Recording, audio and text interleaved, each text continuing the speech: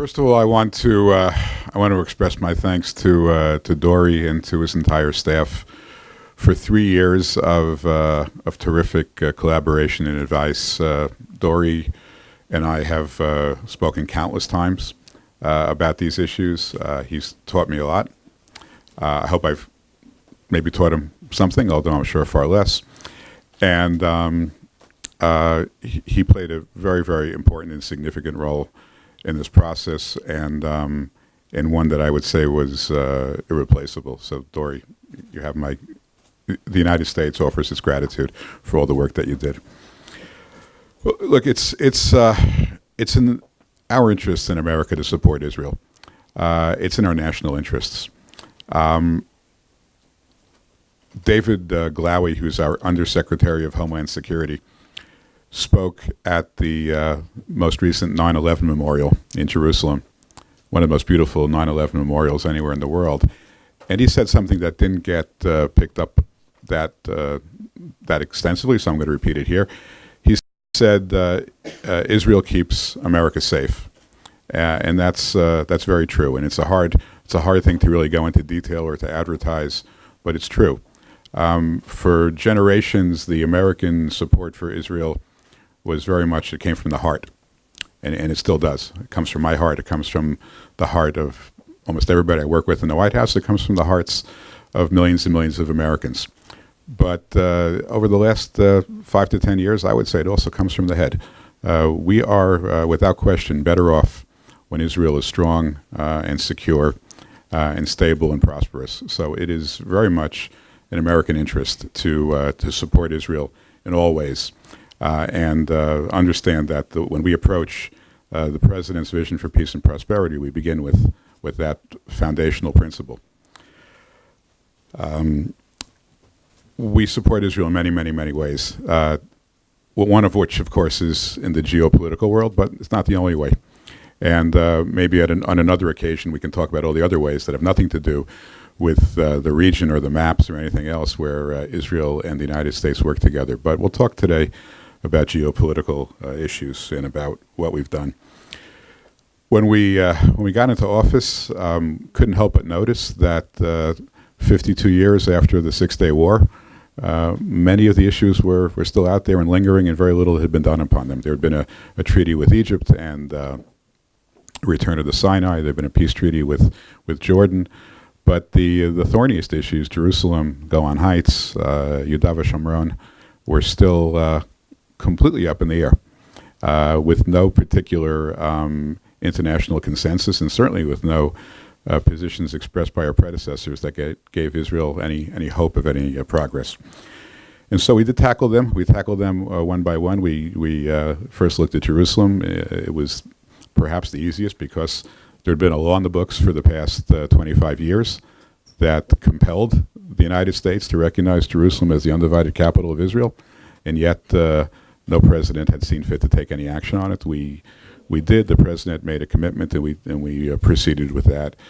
With regard to the Golan Heights, given the enormous threats that Syria represented and the competing claims, if you will, between the democratic state of Israel, an important American ally, and the brutal regime of Bashar Assad, it didn't seem like a close call in terms of the competing rights, and we moved in that direction. We'd been working for years on the issue of settlements, not on a policy issue, but just trying to really understand the legal claims and the legal arguments, because whenever we talked about it, whenever I talked about it, certainly somebody would push back from the media and say, well, the whole world recognizes that settlements are illegal. They violate international law. I was skeptical about that proposition, but I didn't think it mattered what I said. I thought it really mattered what the United States said as a body, as the State Department, the representative of American foreign policy. And so we got to work on that. And it took longer, but after a very thorough analysis, Secretary Pompeo concluded that settlements were not violative of international law. So we put all that together and said, okay, now, how do you take all those things and you extrapolate and export all the thinking that went behind that into a peace plan? And I guess the first question really is, why bother? with a peace plan. What's the point? It's easier not to. Frankly, for me, it would be much easier not to have to spend what's undoubtedly going to be an enormous amount of time in the future, and it's already been a huge amount of time defending it and explaining it, and it's complicated. Why is it in the interests of the United States and Israel to put something out? And I think the answers are multifold. The first of which is that it's clearly in Israel's best interest in the long run. These issues aren't going away. They're not hard to ignore because the Palestinians in 52 years have done nothing to create any type of a political movement that provides Israel with any sense of certainty or calm or assurances that the Palestinians won't be a threat to Israel if they were to achieve statehood. So Palestinians have made it very easy for Israel to ignore it, and in many respects, with some minor skirmishes over the last 5 decades, that's pretty much what's been the approach.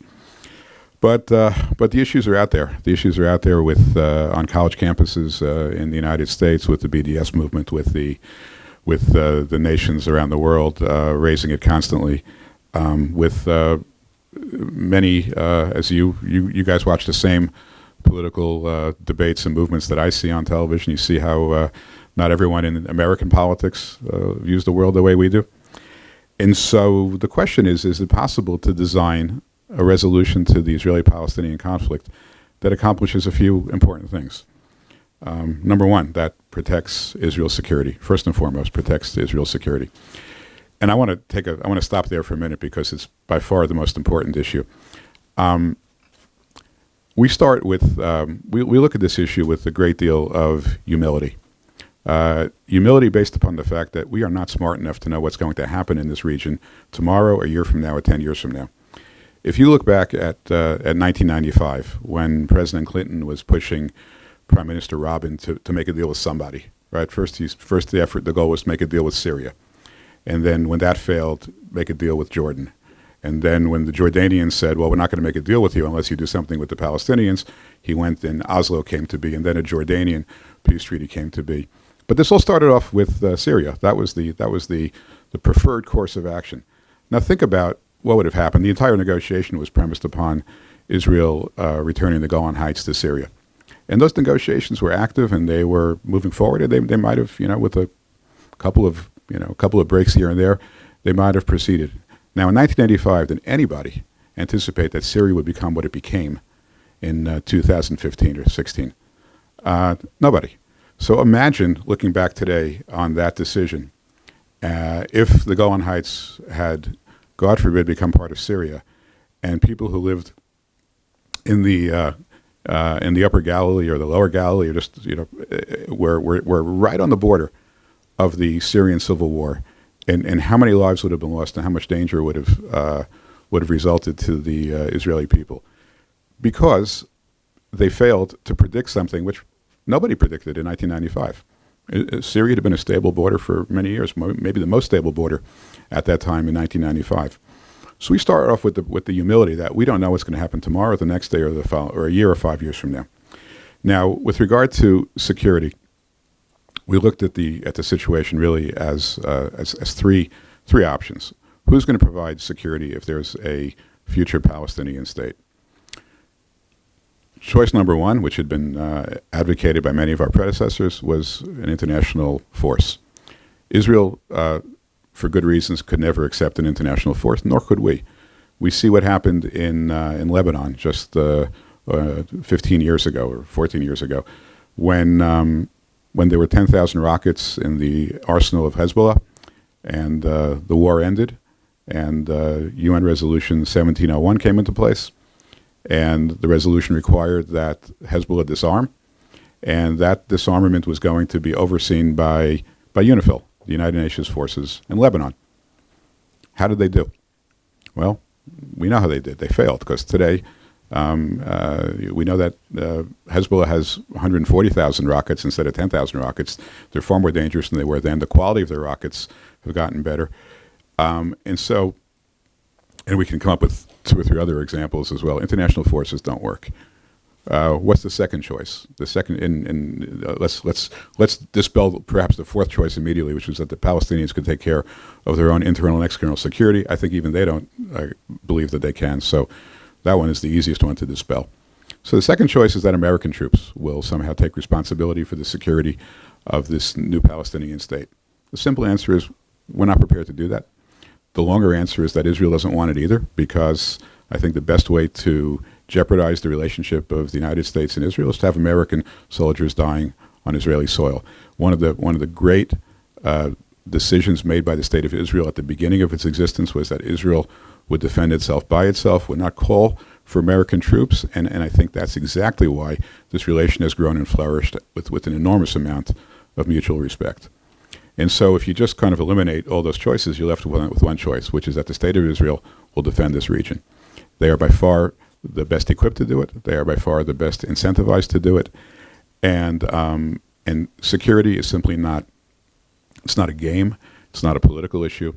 It's not something that, is subject to populist sentiment here or there. Security is real. It's life and death.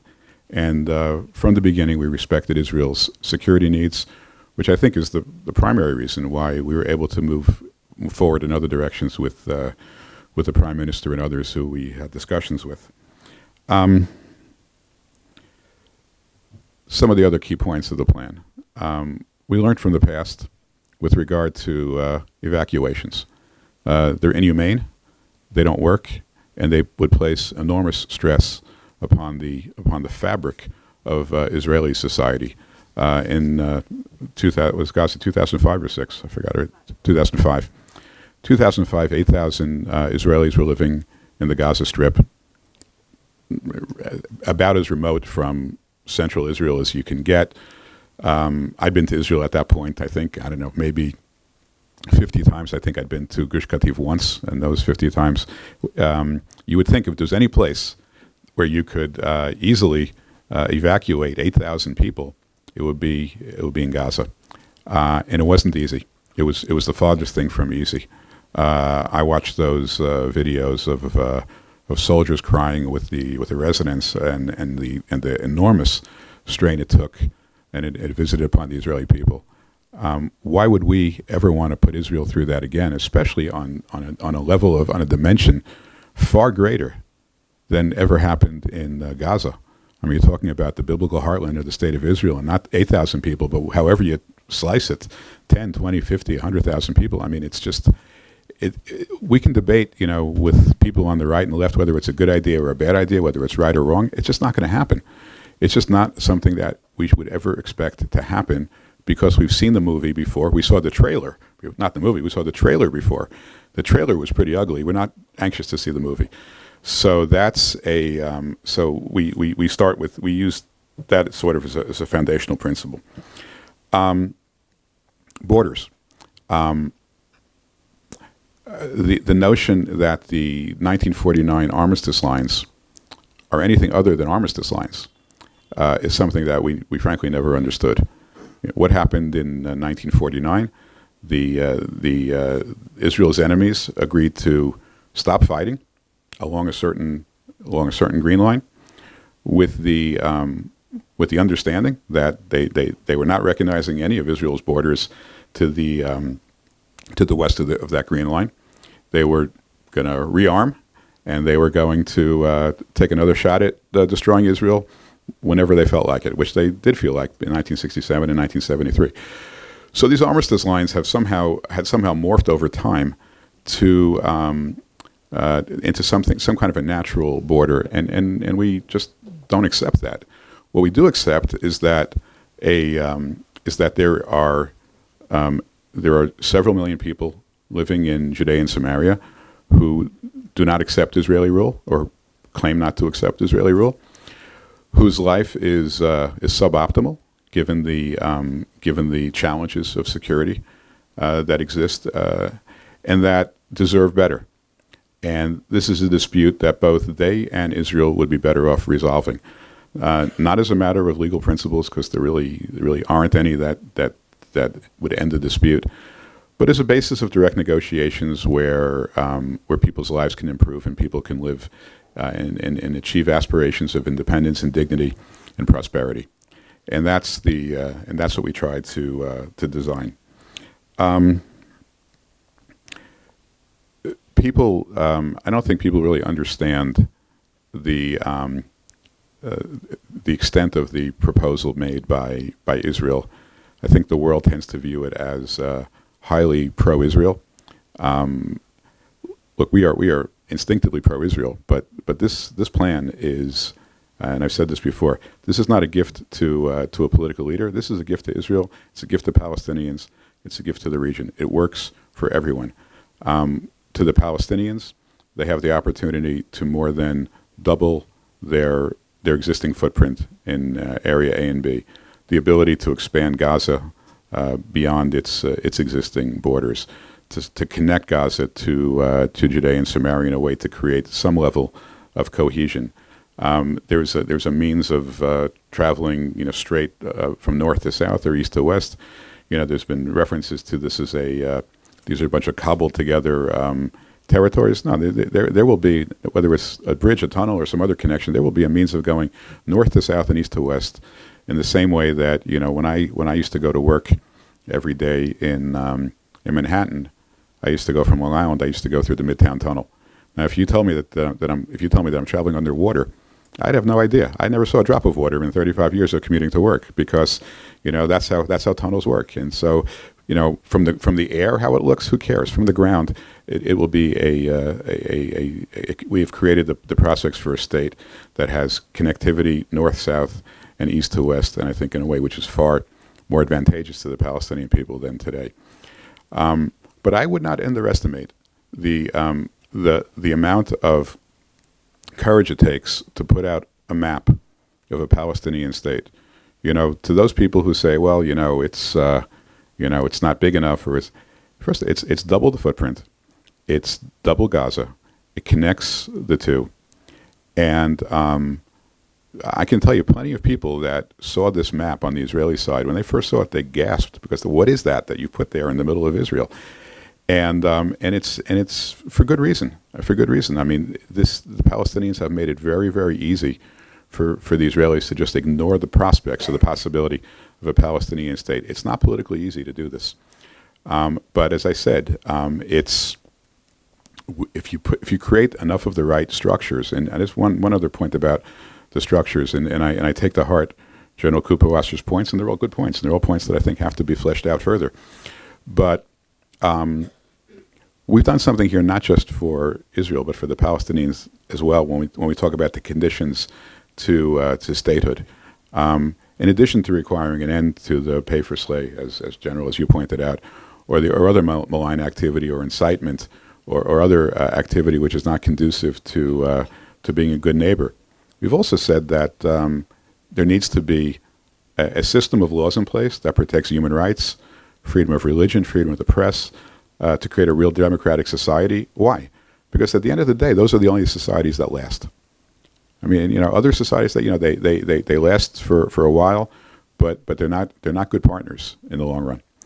And for the Palestinian people, they should understand that America stands with them in what I believe is their desire, a desire that they have a hard time expressing because it's a repressive society, but we stand with them in their desire to achieve a democratic, more prosperous state.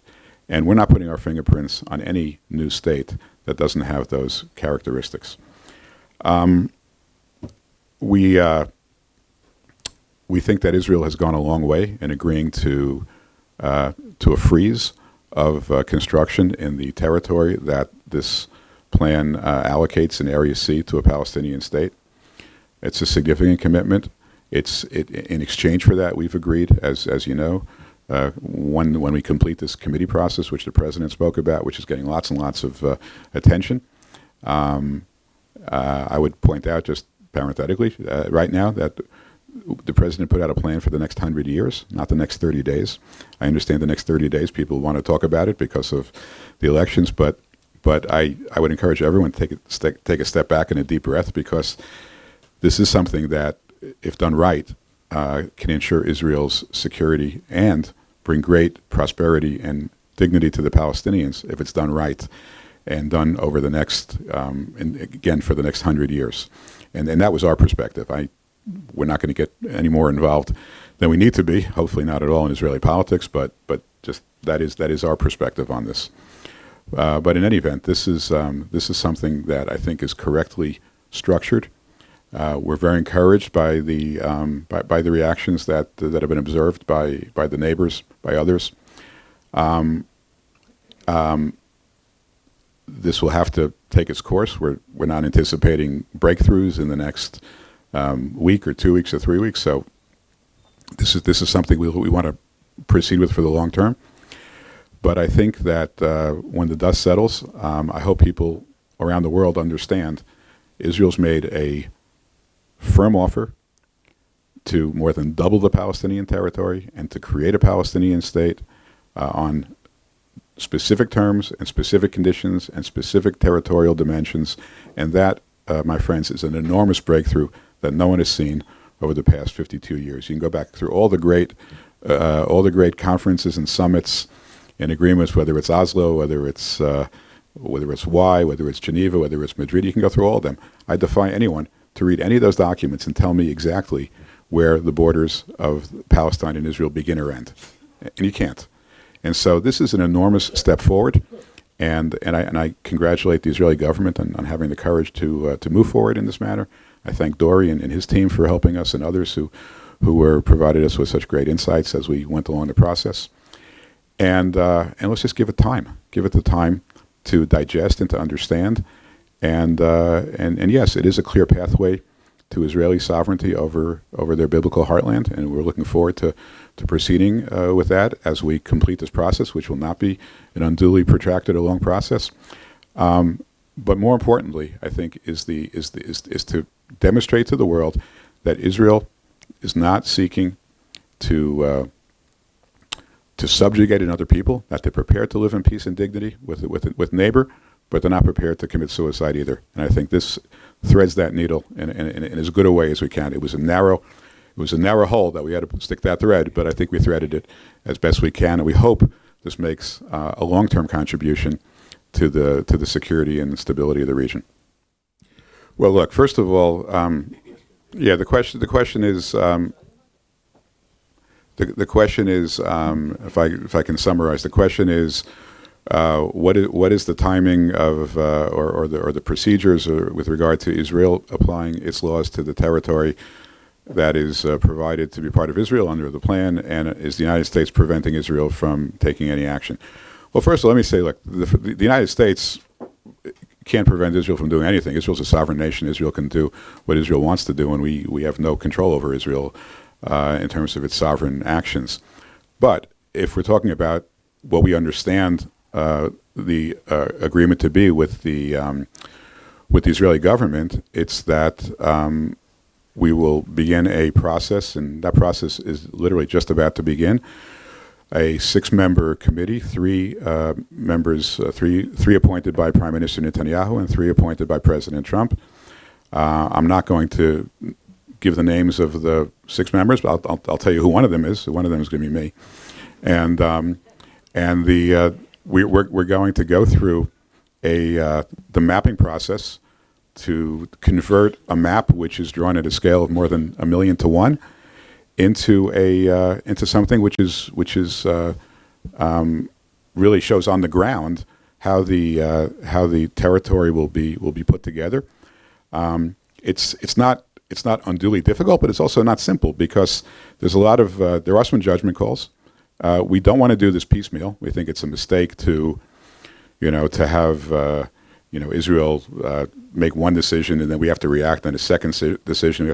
We want to do this once, holistically and in totality, and get it done right for the benefit of Israel as well. The last thing we want to do is have this become highly politicized and why don't you move this here or move that there. We just want to get it done right. It's not too much to ask, and that was the president's message when he spoke about it the first time. A committee will be appointed to convert the theoretical map into something specific, following which there would be immediate recognition. Those are the president's words, not mine.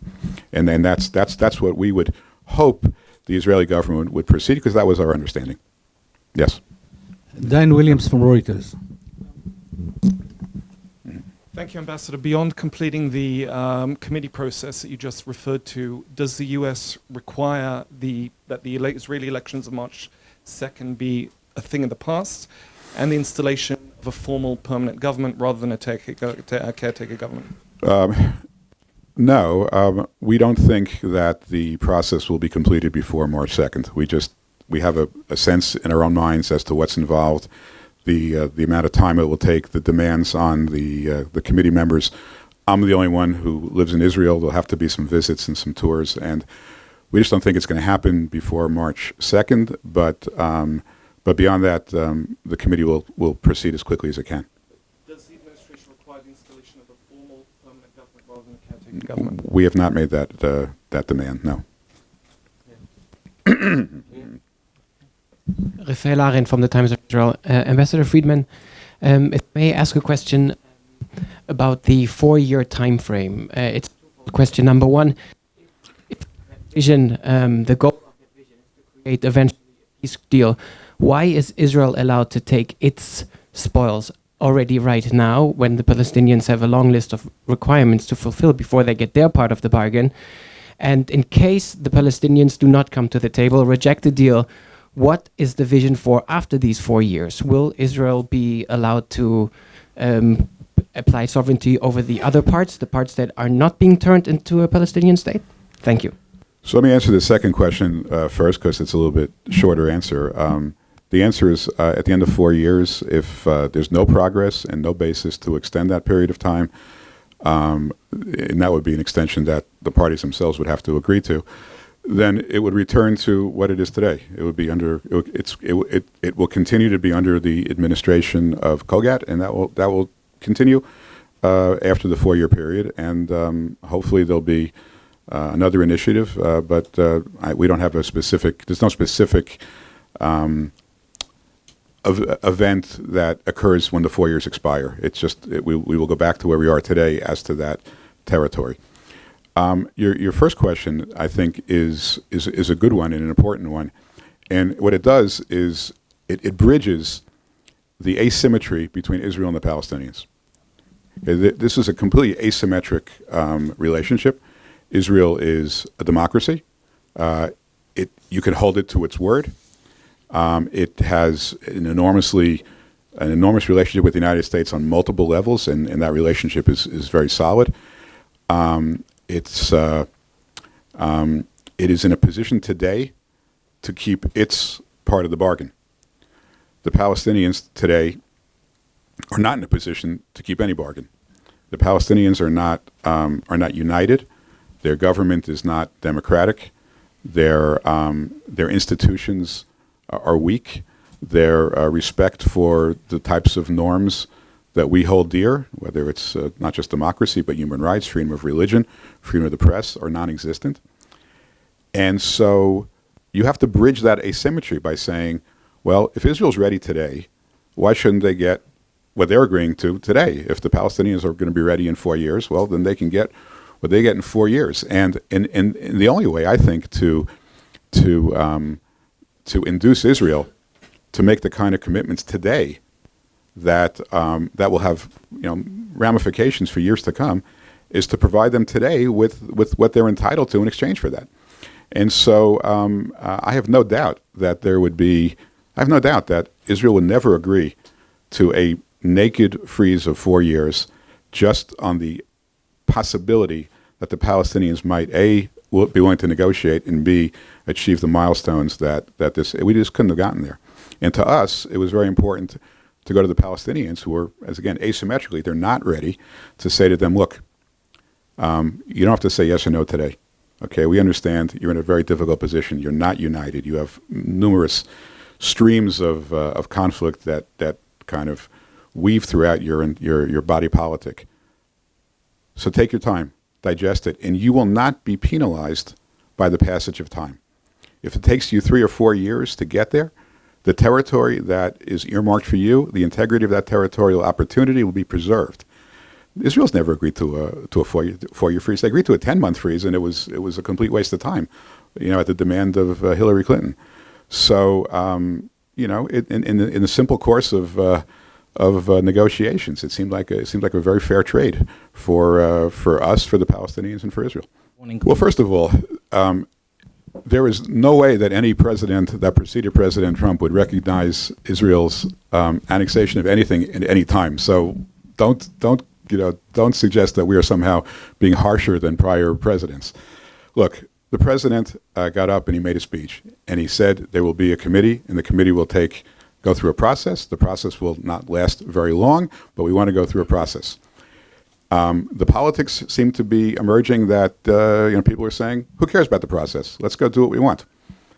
I can't stop that. I'm not suggesting that the government of Israel shouldn't do whatever it wants to do, but I think people should know that if the president's position is simply ignored, then we're not going to be in a position to go forward. We laid out the basis upon which we're prepared to go forward with this process. It's enormously beneficial to Israel. It's also enormously beneficial to Palestinians, to the region, to everyone else. But I'll say something which I seem to say a lot in this country, and I'm sure I don't need to translate. Tafasta meruba lo tafasta. Okay? I mean, a little bit of patience, to go through a process, to do it right, is not something which we think is too much to ask for. Again, Israel, it's a sovereign nation, but it seemed to me, with the news out that the cabinet was about to be pushed in a direction that was potentially adverse to our view of the process, at least let people know where we stand. It wasn't a threat; just let people know where we stand. And what did you think caused Prime Minister in the first place? Oh, I don't know. I don't know. I think we might have had some difference of view as to timing, but in very short order, it became clear that we were all on the same page. Mr. Ambassador Ariel Kahana from Israel Hayom, following up about your answer to Amichai, I would ask if Netanyahu will take the step. Let's say he will make a call to the president and tell him, "I have to do it." In your opinion, what will happen? I'm not going to speculate on that happening. I think it's very unlikely, but I wouldn't speculate. Melanie Phillips from the Times of London. The plan is being presented as a break from the past, but once again, the Palestinians are being offered a reward for their aggression. What, therefore, makes you think that they're not simply going to do what they've done every single time this has happened and simply walk away and leave Israel in basically the same position as it always was? Well, first of all, that's also what you've also done is provide a partial answer to the question before as to why should Israel get certain relief in advance of the 4-year period. It's because there is the possibility that the Palestinians will do that, and the Palestinians should not be rewarded for either aggressive behavior or failure to engage. I think we're going to have to. I mean, I'm not here to predict what the Palestinians will do. I am a firm believer in the Abba Ibn mantra about them never missing an opportunity to miss an opportunity. They may very well do the same here. The world's changed. The risks have changed. The neighborhood has changed. There is much greater visibility inside Palestinian society as to what awaits them outside their enclave if they can live in peace with their neighbors. Look, we think there ought to be, we understand that they're moving towards elections, and maybe there'll be breakthroughs with that process.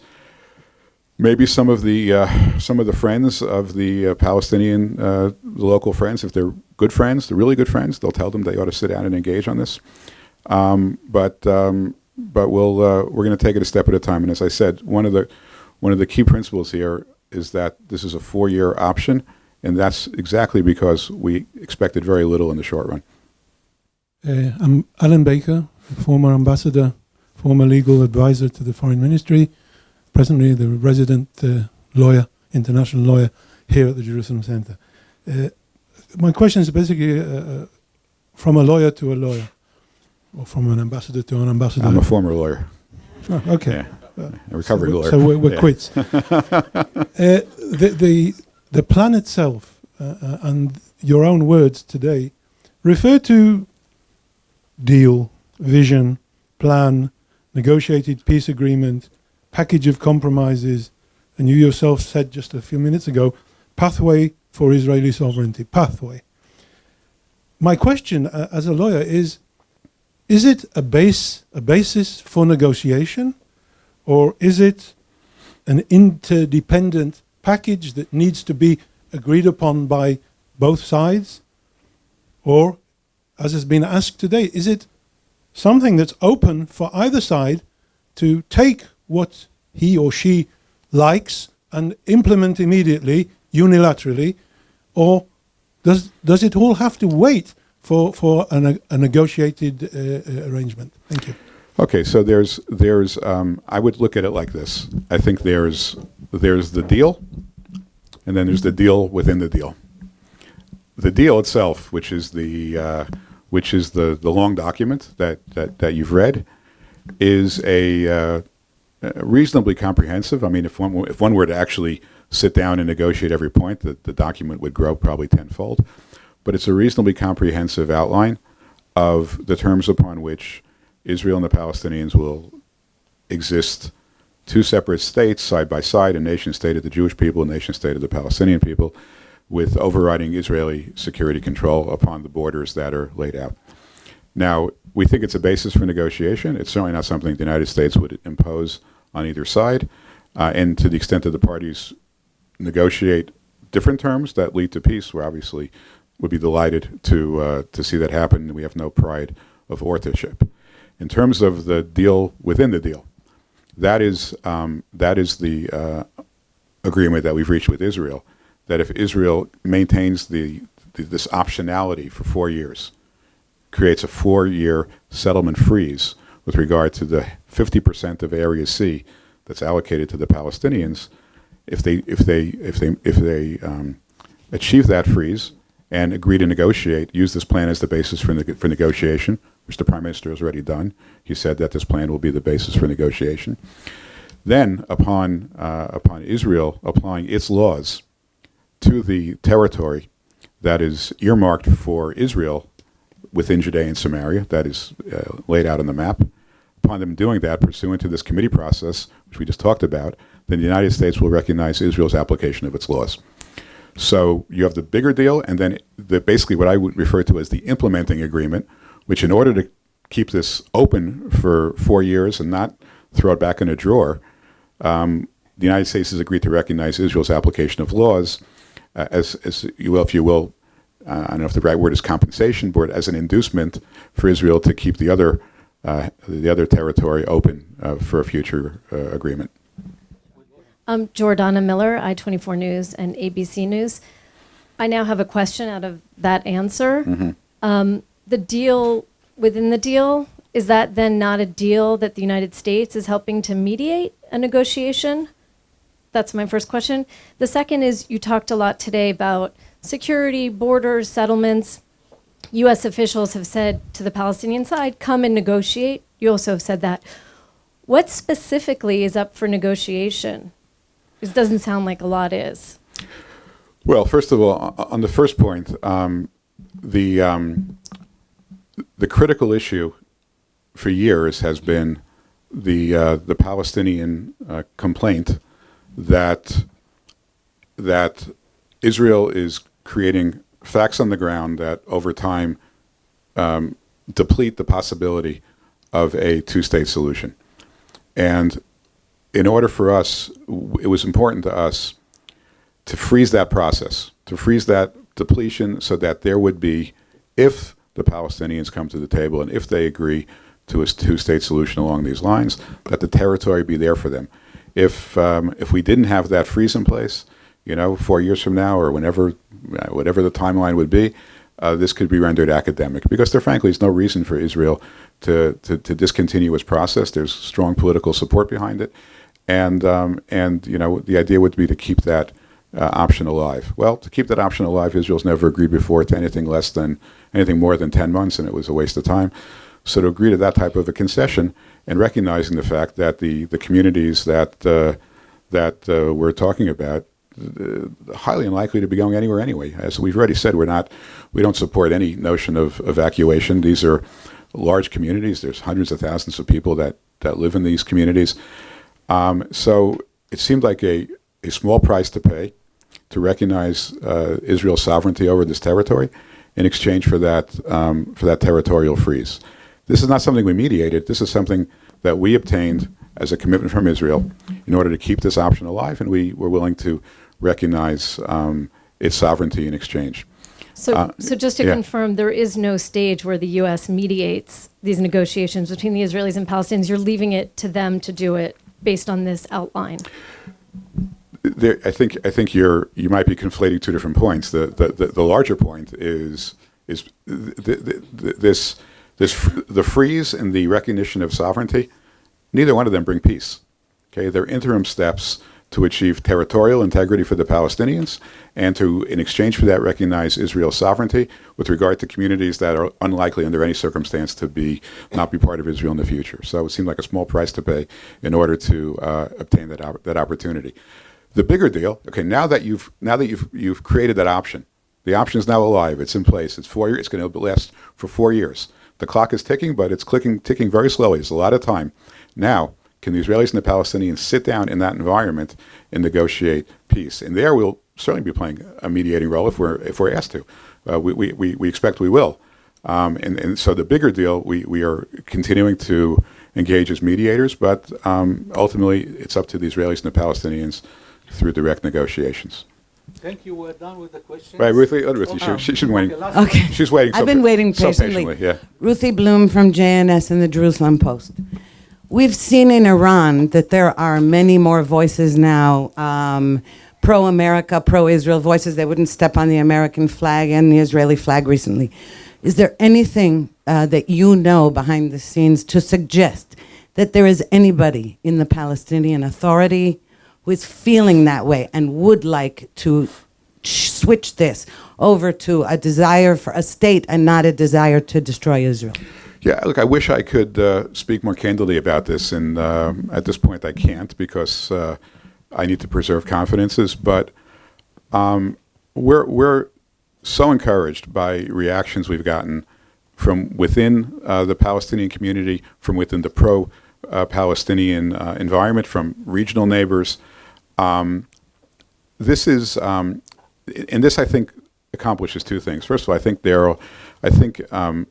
there are reasonable minds out there. They exist. How, when, where they will come to the front, it's the same question in Iran. I mean, when will that happen? Iran won't last that regime won't last forever, but, don't ask me to predict, how that all plays out. There are people of good faith and goodwill out there that want to move forward with this. I have no doubt about that. There are people within the region. I think there are byproducts of this agreement that will help Israel normalize with a lot of its neighbors. And I think that in many ways this puts us on a very good path in a multitude of directions. Stay tuned. It's something that I think over the months ahead there'll be more visibility into. Thank you.